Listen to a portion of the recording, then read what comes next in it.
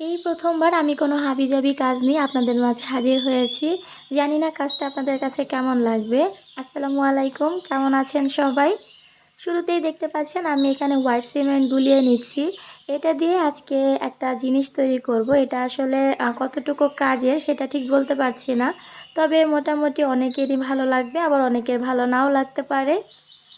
তো ভঙ্গিতা না করে বলেই দিই, আজকে আমি বানাবো একটা প্লান্টার স্ট্যান্ড, যেটার উপরে আপনারা সুন্দর করে প্লান্টার রাখতে পারবেন। যে কোনো কর্নার ডেকোরেশনের কাজে এটাকে ইউজ করতে পারবেন। এই কাজটা আমি আসলে আমার কিচেনের একটা কর্নার ডেকোরেশনের জন্য করব ভাবছিলাম। এটা আপনাদের সঙ্গে শেয়ার করার কোনো ইচ্ছা ছিল না। তবে এই সপ্তাহে আমি সেরকমভাবে ভিডিওই করতে পারিনি বাবুকে নিয়ে। এই কারণে ভাবলাম এই কাজটা যেহেতু করেছি এটাই আপনাদের সঙ্গে শেয়ার করি। অনেকের হয়তোবা কাজে লাগতে পারে।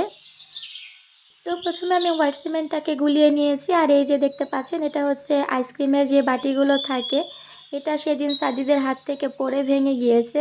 তো ভাঙার পরে আমি নিচের অংশটা রেখে দিয়েছিলাম এই কাজটা করার জন্য। তো সেটাকে এখন ভালো করে একটু কেটে সাইডটা ঠিক করে নিচ্ছি। আর এখানে হোয়াইট সিমেন্টটা আমি গুলিয়ে নিয়েছি। তবে এই কাজটা আপনারা যদি করেন, আপনাদেরকে ছোট্ট একটা টিপস দিচ্ছি। প্রথমে আপনারা সিমেন্টের একটা লেয়ার প্রায় আধা ঘন্টা বা ১ ঘন্টার মতো রেখে একটু শক্ত করে নিবেন। তারপরে আরেকটা লেয়ার দিয়ে এই কাচের যে স্ট্যান্ডটা আমি বসিয়েছি এটা বসাবেন। এছাড়া এখানে আপনারা কোনো কাঠি দিয়েও কিন্তু একটা টুলের মতো করে নিতে পারেন, সেটাও দেখতে অনেক ভালো লাগে।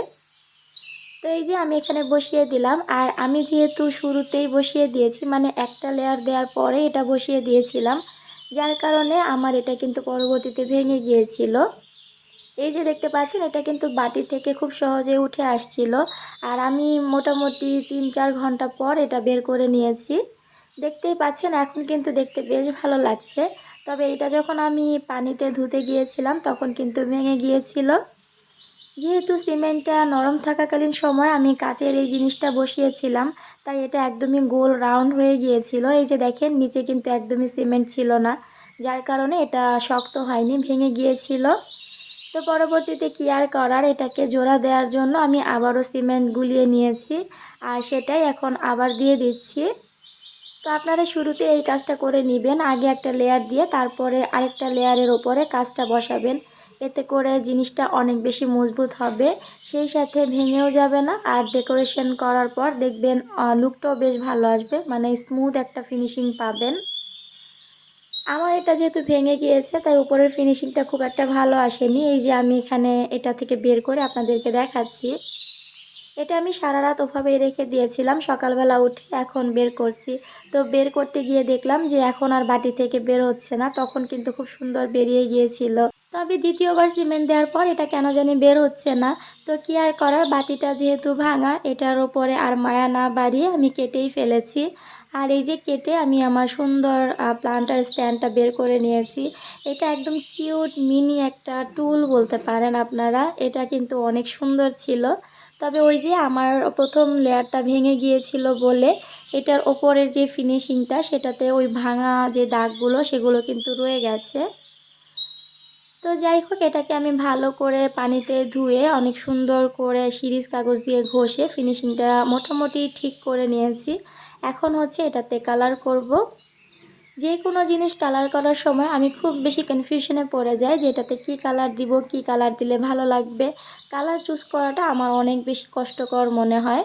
তো যাই হোক, ফাইনালি এই কালারটা চুজ করেছি, কারণ এটার ওপরের ফিনিশিংটা যেহেতু ভালো আসেনি, তাই আমি ভাবছি যে এটার ওপরে আমি একটু ডেকোপাজ প্রিন্টের মতন কাজ করব। আমার কাছে কিছু কেকের মোল্ড ছিল, আপনাদের সঙ্গে আগে একবার শেয়ার করেছিলাম।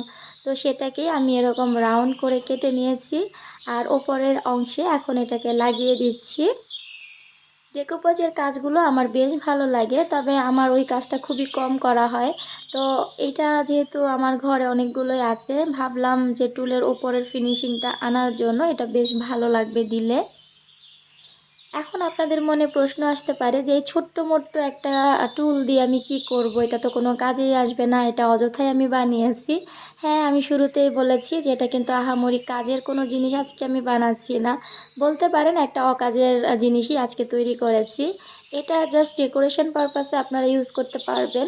এছাড়া ক্যান্ডেল হোল্ডার হিসেবে ইউজ করতে পারবেন। এটার উপরে আপনারা ছোটোখাটো কোনো জিনিস রাখতে পারবেন, শোপিস ডেকোরেশনের কাজে লাগাতে পারবেন। এছাড়া ডাইনিং টেবিলের উপরেও কিন্তু এটা রেখে এটার উপরে আপনারা চামচ স্ট্যান্ড রাখতে পারেন অথবা গ্লাস রাখতে পারেন। এছাড়া গাছ রাখার কাজেও ইউজ করতে পারেন। আমি মূলত গাছ রাখার জন্য এটা তৈরি করেছি। এটার উপরে যদি আপনি পানির গ্লাস রাখেন সেটাও কিন্তু বেশ ভালো লাগবে। মানে জিনিসটা এত বেশি কিউট, যে কোনো কাজে আপনারা লাগাতে পারবেন। তো এই যে শুকানোর পর দেখেন ফাইনাল লুকটা আপনাদেরকে দেখিয়ে দিচ্ছি। আমার তো বানানোর পর বেশ ভালো লেগেছে। যেহেতু এটা ছোট তো খুবই কিউট ছিল। এখন এটা আমি দেখাচ্ছি কোথায় রাখবো। এই যে আমার কিচেনের এই জায়গাটা একটু খালি খালি লাগছিল, তো একটা গাছ রাখবো ভাবছিলাম। এই কারণে এই ছোট্ট কিউট টুলটা আমি বানিয়েছি যেন এইটার ওপরে আমি একটা গাছ রাখতে পারি। আপাতত এই গাছটা আমার হাতের কাছে ছিল, তাই এটা রেখে আমি আপনাদেরকে দেখাচ্ছি। আজকের এই টুল বানানোর ভিডিওটা কেমন লাগলো কমেন্টে জানাবেন। আজ বিদায় নিচ্ছি, আল্লাহ হাফেজ।